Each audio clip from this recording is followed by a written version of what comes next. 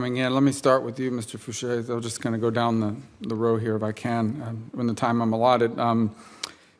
We've talked about energy, the role that it plays, its development when it comes to Suriname, its importance. And so I did want to ask, the President has an executive order and it tasks the Treasury and the State Department to develop a strategy to only support financing programs and stimulus packages and debt relief initiatives that are aligned with and support the goals of the Paris Agreement.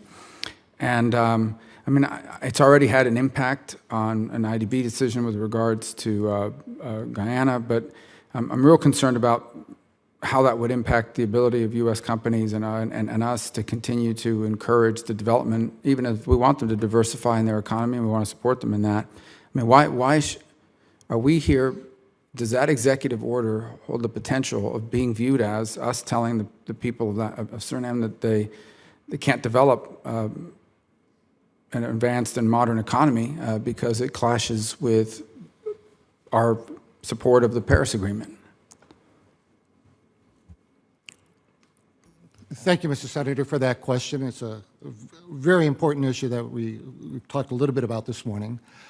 I would say if American companies come to me, if I'm confirmed as ambassador, and ask for assistance in dealing with the Surinamese government on oil kind of issues or oil commercial contracts, I will have to look at each case individually to make sure that the assistance I'm able to give them conforms with any executive order that's delivered by the President.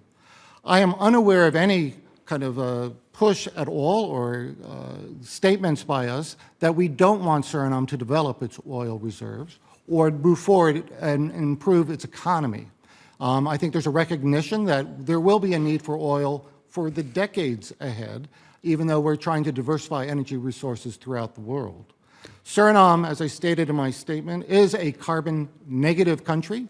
It is meeting its requirements under the Paris Accord at this time, and I think it's committed to continuing to do so. And so I will work with Suriname to make sure it also meets its environmental. Well, again, when you have an executive order that basically asks Treasury and the State Department to structure financing programs and stimulus work and debt relief initiatives to be aligned to the climate agreement, there's the real concern, I think the legitimate concern, that would not impact our ability to be of assistance in anything that has to do with oil and natural gas exploration. And we'll see how that plays out. I hope that's not the case, because I think that would negatively impact our relationship. Ms. Fulton, on Uruguay, I've talked about a couple, I think it's the first in the ranking by Freedom House and the World Justice Project in terms of democracy and rule of law. As they're looking to revise the trade and investment framework agreement with the U.S., in their new trade protocols, that mirror what we've done with Brazil and Ecuador, it's clear that they're eager to establish even more transparency measures and anti-corruption measures. So I've outlined a couple things I think we can do to really strengthen this relationship. We have a willing partner in a stable country. There are a lot of good news coming out. Unfortunately, I'll tell you flat out, they think we don't care, like we're not paying attention to them and that we're ignoring. It's one of those countries that says we're doing everything right, we're everything you say you want countries in the region to be, but we're not getting the attention we want. I've talked about a couple things that we should do. The first is expanding the Development Finance Corporation's role in facilitating investment there. The problem we have is they're classified by the World Bank as a high-tech country.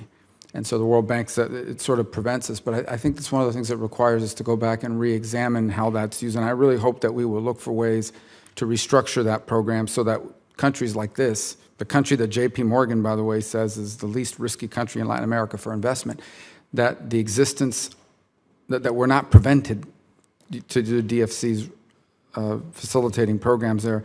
And then the others, I think there's a real opportunity to expand cooperation on security, space, and counter-narcotics. Cooperation with them on space and satellite data sharing, for example, would help us crack down on the black market that now exists in data. Are those two things that you would commit to exploring and perhaps pushing forward? Absolutely. Thank you, Senator. I agree with what you're saying and would be, if confirmed, looking forward to finding opportunities to working with you and your team to see how we can rethink some of the impediments that currently prevent us from expanding our cooperation and seeking additional tools to enhance these areas of opportunity.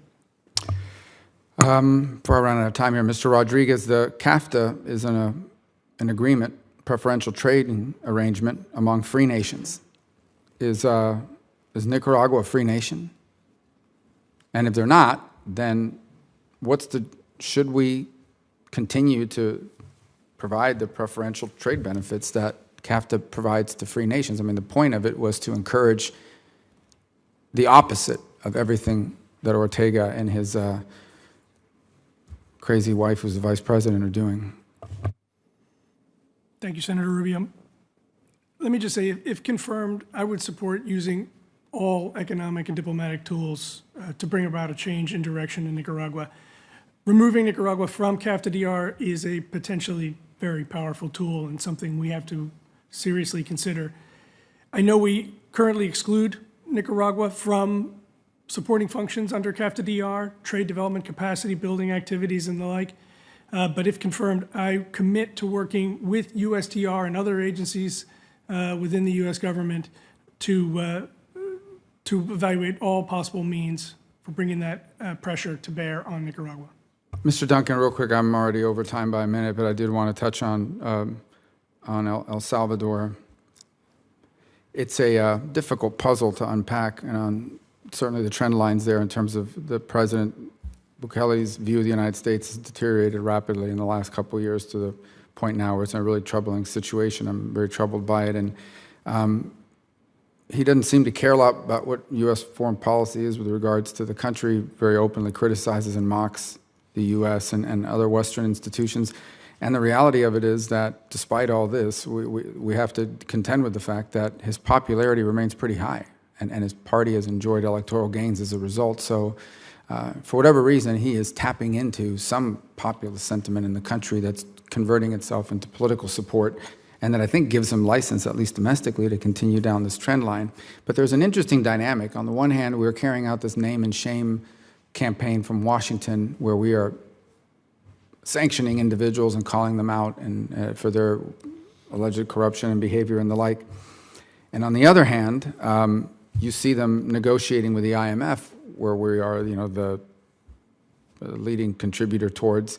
And it seems like our administration is holding open the possibility that there would still be an IMF arrangement, I would imagine, because the understanding that if we didn't, there could be a mass migration event that would impact neighboring countries, and or they could turn to alternative means of financing outside of the structured system that the United States has influence over. How do we balance our national interest and desire to have not just stability there, but some relationship with this campaign that's being carried out that I think has led to pretty open diplomatic and economic hostility? Thank you for the question, Senator. I think first and foremost we have to approach the Salvadoran government, as we should most governments, from a position of respect and acknowledge, as you said, that they choose their own leaders. And it appears that their current president is indeed, at this point, very popular. That's a reality, and we must recognize that. However, I think it's also true, as you indicated in your opening statement, that there have been some developments in El Salvador that don't seem to be conducive to strengthening Salvadoran democracy. And there have also been some economic trends that are somewhat concerning. With respect to the sanctions you referenced, I think it's important for us to use the tools Congress has given us, whether that's Global Magnitsky or the Section 353 list or Section 7031, to use those tools appropriately to target individuals who have been involved in acts of corruption or acts that undermine democracy or the rule of law. And I think we can do that while continuing to maintain a respectful relationship with the government of El Salvador. I don't see any inconsistency there.